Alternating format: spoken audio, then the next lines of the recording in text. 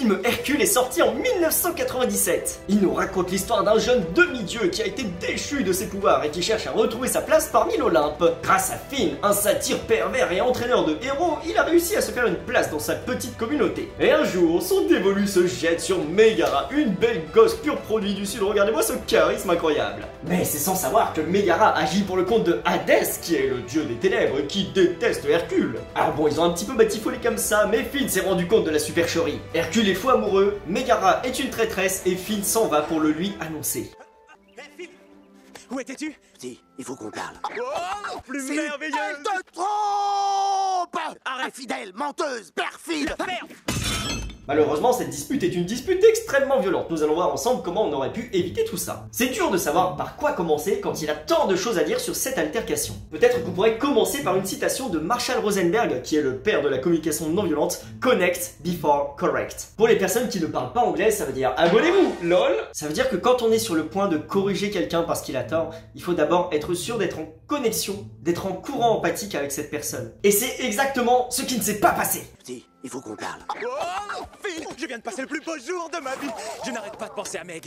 Ah, elle est fantastique. Si, je suis en train d'essayer de te parler, tu vas bien descendre, écoutez!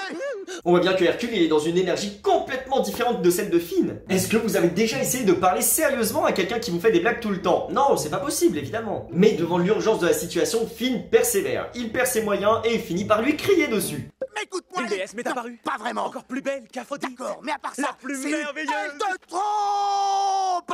Elle t'a pris pour une poire! Oh, je t'en prendrai pas avec ça. J'ai pas envie de rire! Je sais. En fait, on voit très bien qu'il n'y a aucune écoute mutuelle entre les deux. C'est évident que Hercule n'est pas du tout en état de recevoir que sa petite go, en fait, elle est méchante. Et de son côté, Finn n'arrive pas à comprendre que Hercule est sur son petit nuage et qu'il n'est pas en état d'avoir cette conversation. La conversation continue, elle commence à dégénérer et Hercule finit par lui mettre un pain. T'es cinglé. Ce n'est qu'une petite hypocrite, infidèle, menteuse, perfide. Et Finn s'en va dépité parce qu'il s'est pris un pain en même temps, c'est pas très agréable. Alors il y a deux choses sur lesquelles j'aimerais revenir sur cette situation en particulier. Si je vous montre cet objet, qu'est-ce que vous allez dire? Vous allez dire c'est un stylo, évidemment. Mais si je le montre à quelqu'un d'autre, par exemple je sais pas, à un anglais, il va dire que pour lui c'est un pen. On a tous les deux une manière de voir ce stylo qui n'est pas la même, qui n'est ni la bonne ni la mauvaise. Mais moi, en tant que bon français, j'ai appris que depuis toujours, ça c'était un stylo, c'était pas un pen, quelque chose comme ça. Donc évidemment, c'est un gogo qui se ramène et qui me dit ouais mais tu sais, là on utilise le mot stylo seulement pour une toute petite partie du monde, mais dans le reste du monde on utilise le terme pen. Bah je vais avoir envie de le gommer, c'est comme ça. Non mais en fait ça va quand même générer des émotions en moi parce que pendant toute ma vie, j'ai dépensé du temps, de l'énergie pour apprendre que ça c'était un stylo. Maintenant c'est acquis, ça me demande plus de galère, mais j'ai quand même galéré pour l'apprendre. Donc quand il y a une personne qui se ramène et qui me dit excuse-moi mais tout ce que t'as appris là, en fait c'était faux. Et bah ça fait mal. Je sais. Le stylo, c'est pas ce qu'il y a de plus convaincant en termes de comparaison. On va essayer quelque chose d'un petit peu plus parlant. Aujourd'hui, on sait que la Terre tourne autour du Soleil, et ça c'est évident pour tout le monde, mais ça n'a pas toujours été le cas. Il a fallu qu'un gars se ramène pour dire hey, excusez-moi, vous pensez que c'est le Soleil qui tourne autour de la Terre? Non, c'est l'inverse. Évidemment, le mec il s'est fait pointer du doigt, et il y a des gens qui sont morts pour avoir remis en question le statu quo. Bref, toutes ces comparaisons énormes, tout ça pour dire que quand on remet en question la réalité d'une personne, on va soulever des émotions en elle. Exemple, est-ce qu'il existe une bonne manière de plier ses vêtements? Non. Voilà. Je sais pas quoi dire de plus. Bon, maintenant on va se poser la question de comment on va faire pour résoudre cette dispute entre nos deux amis. On va se poser les deux questions magiques et on va essayer de réduire leurs mots jusqu'à ce que ça se transforme en un s'il te plaît ou un merci. Réfléchissons, commençons par Hercule. Qu'est-ce qu'il demande Hercule? Il est en train de dire merci Finn, c'est grâce à toi que je suis aussi heureux aujourd'hui, merci.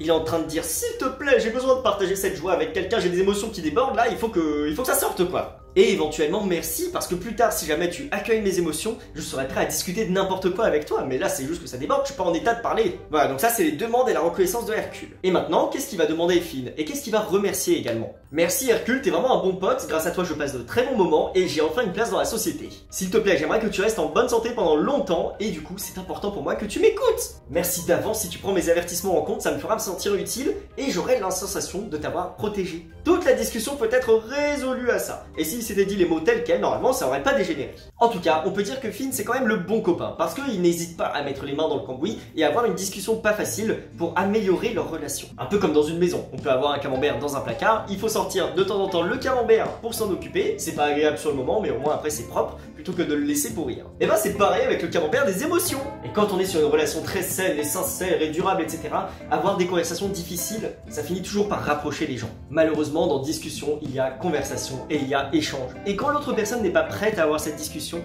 on n'a pas d'autre choix que de revenir plus tard. Évidemment, quand il y a l'urgence, c'est important de trouver les bons mots et rapidement, mais c'est quand même pas tous les jours que Hadès va nous casser le cul. Finn termine cette conversation en balançant une dinguerie à Hercule. J'espérais qu'un jour tu deviendrais un super champion, pas un vulgaire pion.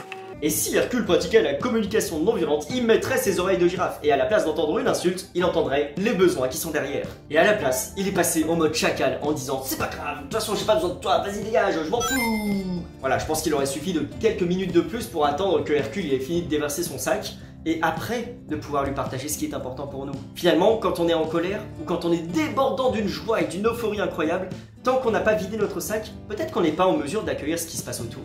On dit toujours oui, il faut jamais essayer de remplir un sac qui est déjà rempli, ça marche pour la colère, mais finalement, ça marche aussi bien pour la joie. J'espère que la citation Connect Before Correct vous parle un petit peu plus à présent, et surtout que ça vous aidera aussi dans vos relations de la vie de tous les jours. Si jamais cela vous a plu, je vous invite à vous abonner, parce qu'il est plus que temps de sauver nos relations. Merci et bonne route les amis. On va dire que non, en fait c'était pas un stylo, toute mon édition... Donc quand il y a une personne qui se ramène et qui me dit « Excuse-moi, mais... voilà ». Oui, il est prêt à mettre les mains dans le cambouis, à mettre les mains dans le cambouis, à mettre les mains dans le cambouis.